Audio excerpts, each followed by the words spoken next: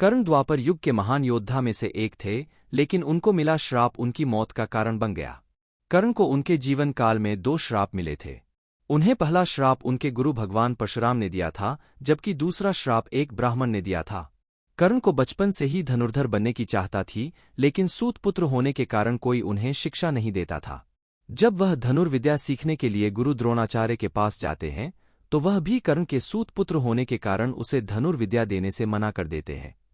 इससे कर्ण निराश होकर भगवान परशुराम के पास पहुंच जाते हैं, लेकिन भगवान परशुराम भी सिर्फ ब्राह्मणों को ही विद्या देते थे। अब कर्ण किसी भी तरह से धनुर्विद्या सीखना चाहता था, तो वह भगवान परशुराम से झूठ बोलता है कि वह ब्राह्मण है। भगवान परशुराम भी कर्ण को ब्राह्मण समझकर उसे शिक्षा देने लगते हैं। जब कर्ण की शिक्षा खत्म होने वाली होती है, तब एक दिन उनके गुरु भगवान परशुराम दोपहर के समय कर्ण की जंघा पर सिर रखकर आराम कर रहे होते हैं। थोड़े समय बाद वहां एक बिच्छू आता है, जो कर्ण के जंघा पर काट लेता है। अब कर्ण सोचता है कि अगर वह हिला या बिच्छू को हटाने की कोशिश की, तो गुरु परशुराम की नींद टूट जाएगी। इसलिए वह बिच्छू को हटाने की बजाय उसे डंक मारने देता है। कर्ण काफी समय तक बिच्छू के डंक से होने वाले दर्द को सहता रहता है। फिर जब कुछ समय बाद गुरु परशुराम नींद से उठते हैं, तो वह देखते हैं कि कर्ण के जांघ से खून बह रहा है। यह देखकर भगवान परशुराम गुस्से में कहते हैं, इतनी सहनशीलता सिर्फ किसी क्षत्रिय में ही हो सकती है। तुमने मुझसे झूठ बोलकर ज्ञान हासिल किया है, इसलिए मैं तुम्हें श्राप देता हूं कि जब भी तुम्हें मेरी दी हुई विद्या की सबसे ज्यादा जरूरत होगी, उस समय वह काम नहीं आएगी। इससे निराश होकर कर्ण अपने गुरु से कहता है कि वह स्वयं नहीं जानता कि वह किस वंश और कुल का है।